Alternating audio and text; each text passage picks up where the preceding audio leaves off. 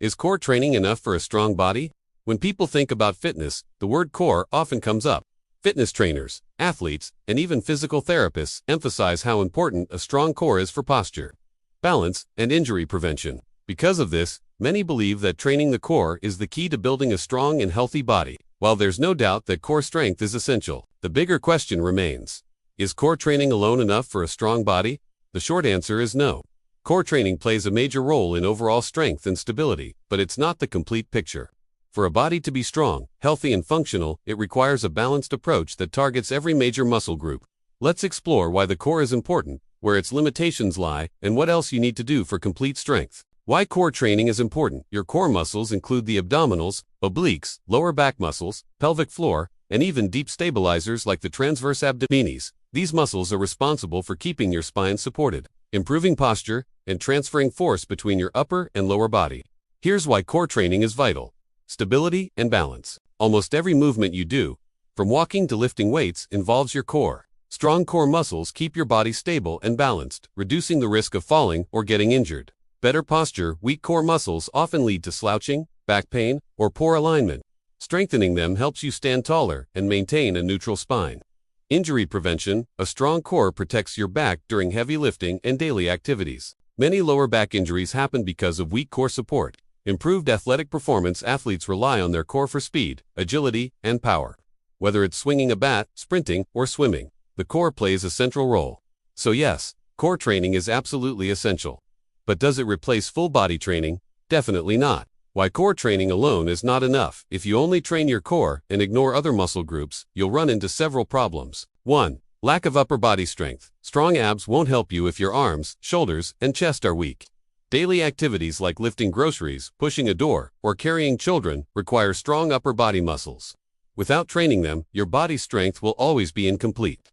2. Limited lower body power. Your legs are home to the largest muscles in your body: the quadriceps, hamstrings, glutes, and calves. They generate the power you need for walking, running, jumping, or even standing for long hours. Core exercises alone cannot build this strength. 3. Poor muscle balance. Overtraining one area while neglecting others creates muscular imbalances. A strong core with weak legs or arms can increase the risk of injuries and limit overall performance. 4. Strength isn't just stability. While the core stabilizes, true strength comes from the ability to push, pull, squat, hinge, and carry heavy loads. These require full-body functional training, not just core exercises. What a strong body really needs: to build a truly strong body, you need to train all major muscle groups in a balanced way. That includes core training, essential for stability and injury prevention.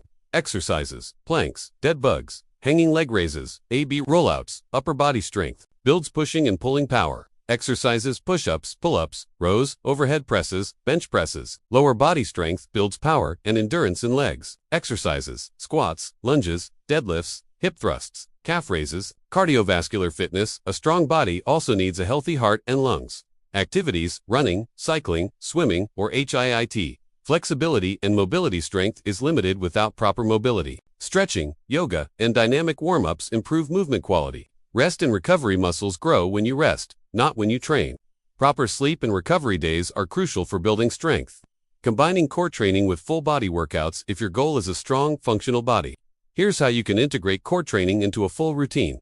Start with compound movements. Exercises like squats, deadlifts, and overhead presses work multiple muscle groups at once while engaging the core. Add isolated core work. Finish your workout with 2 to 3 dedicated core exercises. For example, after leg day, add planks and hanging leg raises. Balance push and pull. Make sure your routine includes both pushing push-ups, bench press, and pulling rows, pull-ups movements. This prevents muscle imbalances. Train legs twice a week. Your lower body contributes heavily to strength and athleticism. Give it equal attention. Include functional training movements like farmer's carries, kettlebell swings, and medicine ball slams. Challenge your whole body while keeping your core involved.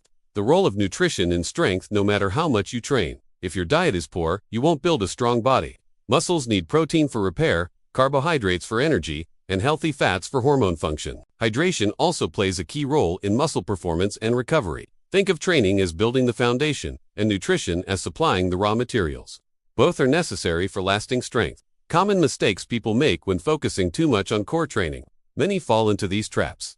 Doing hundreds of crunches alone won't build full core strength and may even strain the neck and lower back. Ignoring back muscles, a strong core includes the back. Only working abs creates imbalance. Skipping progressive overload just like other muscles. Your core needs gradual resistance increases, harder variations, weights, or stability tools. Neglecting legs and arms, a six-pack 1T help if you can carry heavy groceries or run up the stairs without gasping. So, is core training enough?